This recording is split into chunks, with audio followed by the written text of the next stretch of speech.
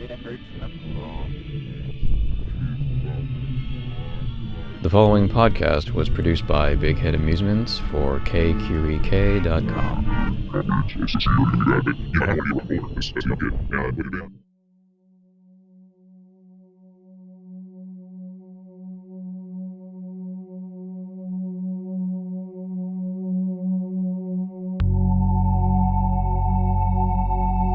After working on several high-profile scores for Marco Beltrami, orchestrator-composer Ceiri Torjussen recently scored the set-in 1985 drama Test, of which the soundtrack album was released by MovieScore Media.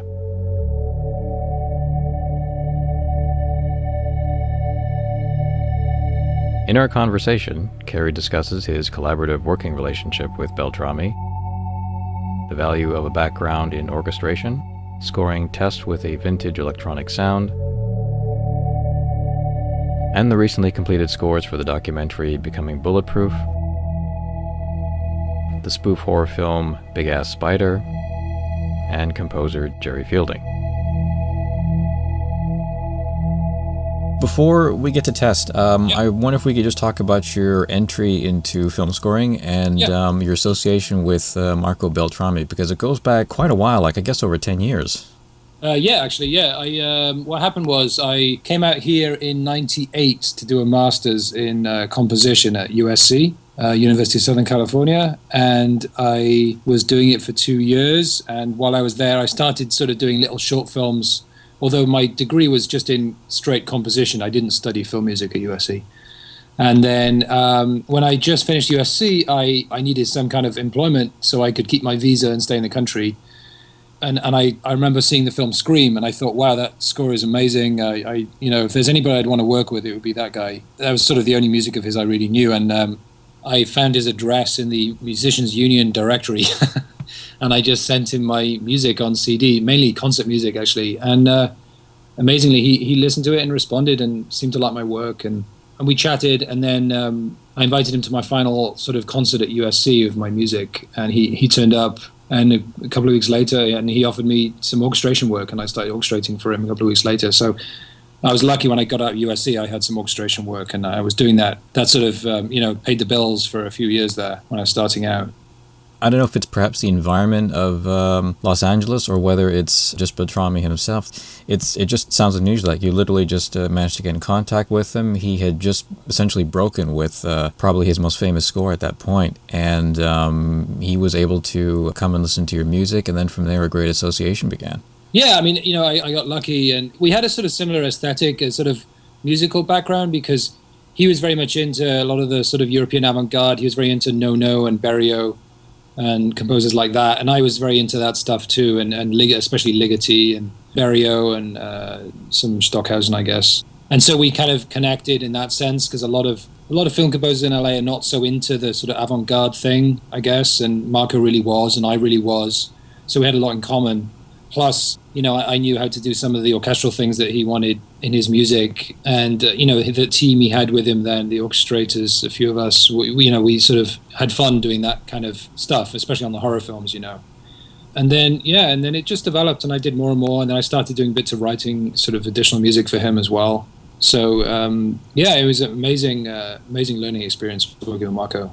And then because you started off orchestrating for him, I'm just wondering if, for a composer starting out, is it perhaps all the more important now to have a firm orchestrating background instead of just composing, so that way you are perhaps more open to different kinds of scoring and different ways of writing and adapting yourself to other people's writing so that you become more skilled and flexible? Ironically, as time goes on, as technology improves and sample libraries get better and better, it's amazing how little actual physical orchestration knowledge a composer really needs.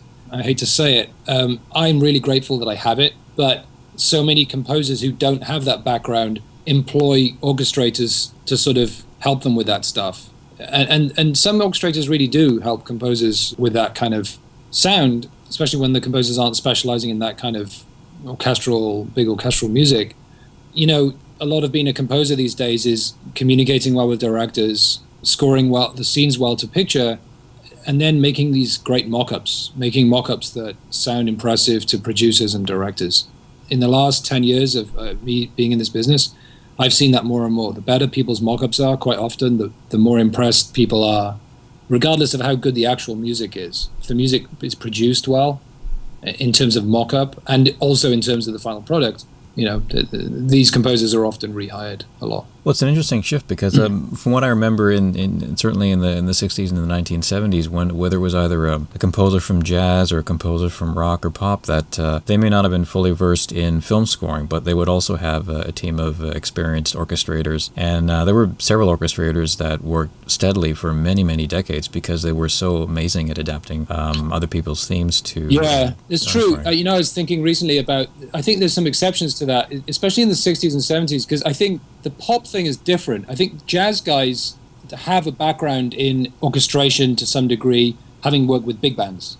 So people like, Jerry Fielding and Lalo Schifrin, these guys were amazing because they came from a jazz background, but yet they could really orchestrate and they were really inventive with their. So I've been listening to some Jerry Fielding recently, and it's just amazing how inventive he is with sounds and just really pushing the envelope sonically, kind of very similar to Jerry Goldsmith, but in his own unique way. And those guys had jazz backgrounds, but yet they could really orchestrate. And also in those days, there was no such thing as a mock-up. So they really had to know what they were doing, and they couldn't hire other guys to sort of hold their hand.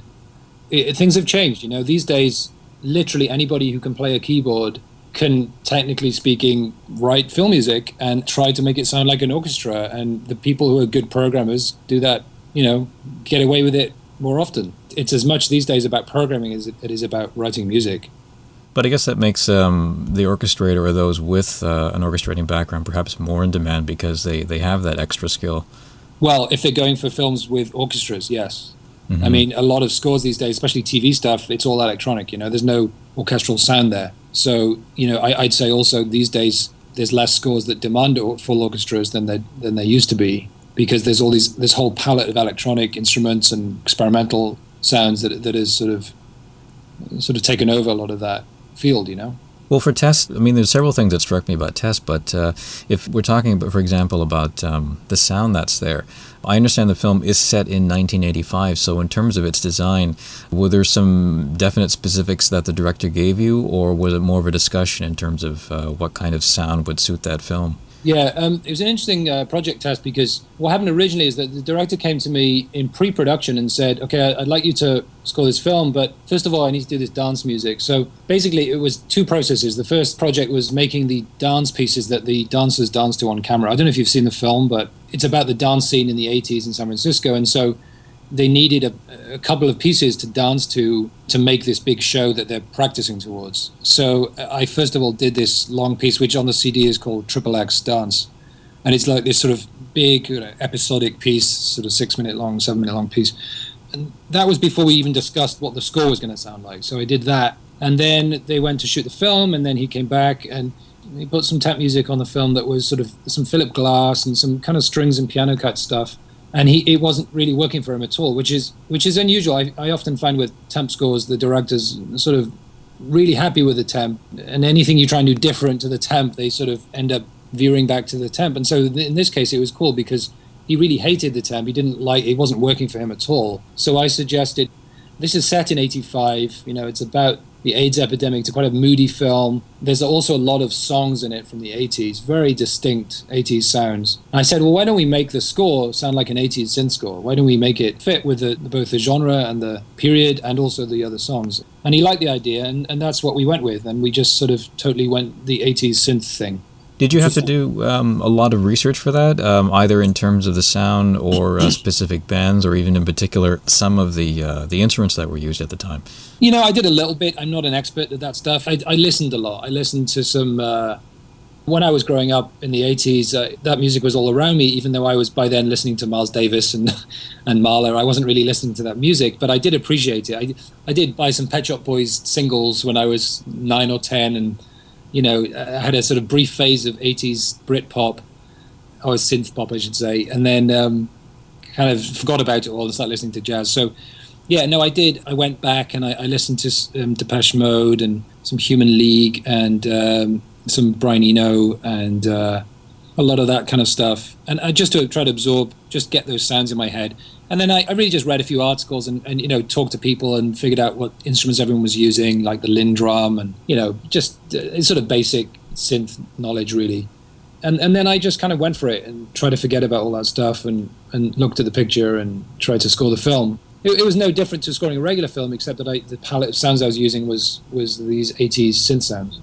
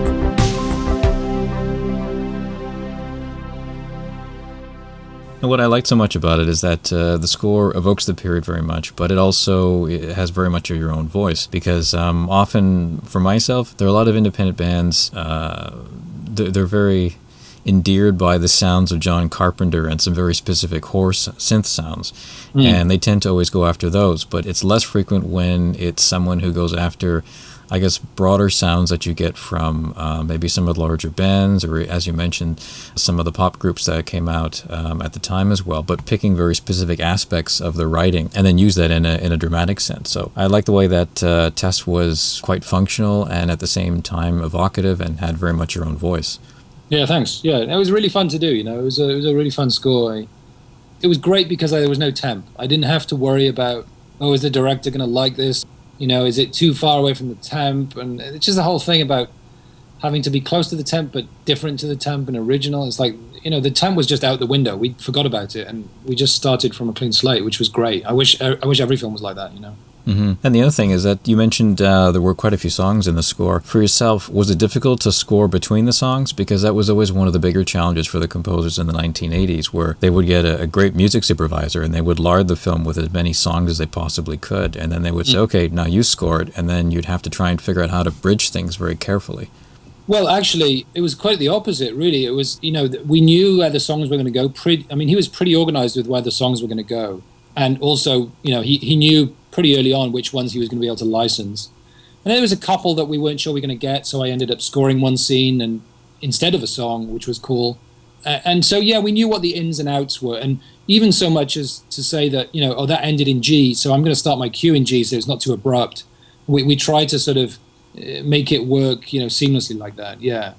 And then for your current projects, are there any more traditional orchestral works that you're working on at the time? I did a film called Big Ass Spider, which is a monster movie. That was a full orchestra. We recorded in Bratislava. It was a 50-piece orchestra, and that was really fun. That was last year. And then I just finished a documentary, which was really fun. It's called Becoming Bulletproof. It's about a disabled camp that meet once a year. They meet in various places in America, but the one they meet in LA is to make a movie. So these mentally disabled people make a Western. So I did all this Western music and sort of folksy Americana. And then we also had a string quartet and piano and some woodwind. And it's complete opposite again to Test and Big Ass Spider. And it was really fun because it was all live. It was all small ensemble stuff. And then I have another one coming up, which is about Asian American food, which is going to be more kind of Americana rock and Hawaiian music and stuff. What I like about a lot of the independent horror films is that they tend to, I think if they can, they try and also have something more traditional along the orchestral stuff, either slasher scores or even something as large sounding as what you used to get in the 1950s. Right. And I think it's kind of great when obviously something as tongue-in-cheek as Big Ass Spider, they're going to try and go for something big, because when you mention a large orchestra, I always think of someone like Albert Glasser, who was very bombastic and ebullient in the way that he wrote. Yeah, I mean, that stuff is always over the top, and it's really fun to just go for it, and there's Big Ass Spider was, Mike Mendes, the director, just wanted me to just go for it with the music, and we were lucky to get the orchestra, and I could, really just have fun with it. And a film like that, you can't be accused of being too over the top, it's great. You can just go for it, and so... And then just my last question is just in regards to, you mentioned Jerry Fielding, and I guess he's a composer that isn't as well known perhaps to film music fans, except perhaps an older generation, simply because he worked with very specific directors and had a very distinct sound. And I know for myself, I never found him inaccessible, but I found his writing always highly complex. And while I couldn't understand the technicalities of what was going on, what immediately got to me was that he was clearly going after sort of psychological states and not the characters and the whole scenes and putting in all the subtext. And it's very rare when you find a composer like that. And I wonder how that music affected you, perhaps in your own writing, especially the way that he managed to stay that consistent throughout most of his career, especially with the Peckinpah films. Yeah, I mean, to be honest, I've only just discovered him recently. I don't actually listen to that much film music. I tend to listen to a lot of modern classical, electronic music and jazz and stuff. So I kind of have brief phases of discovering a new film composer. And so it's very recent for me. Really, in the last couple of months, I've been listening to him. And I only know a few scores. I've been listening to Escape from Alcatraz and some of the Peckinpah stuff, Wild Bunch, Straw Dogs. So I'm still got a lot to discover, but I mean, that's something I think every composer aspires to, is to have a body of work where you can say, hey, that's so Jerry Fielding, that's so Jerry Goldsmith. But I think a lot of being able to say that is when the composer can work on films with the same filmmaker repeatedly. So the classic example is John Williams and Spielberg. He can do anything. The guy's a genius, but if it wasn't for Indiana Jones and E.T. and even Star Wars indirectly, I guess, with Spielberg, he wouldn't have been able to consistently have that orchestral thing, that style, go through his work, because he might have been offered a lot of horror films, for instance, and he wouldn't have been known as doing that thing. So it's the fact that he's repeatedly done those big, bombastic, epic films that allowed him to develop this continuity of style, I think. You know what I mean? The soundtrack to Test is available from MovieScore Media. Torjussen's upcoming scores include the documentary Becoming Bulletproof and the horror film The Canal.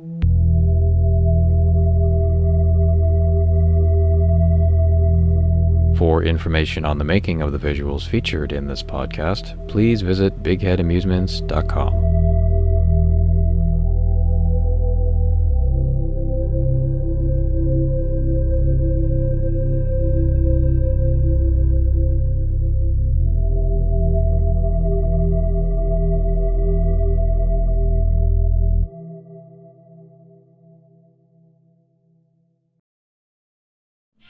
For reviews, further interviews, and additional information, please visit KQEK.com.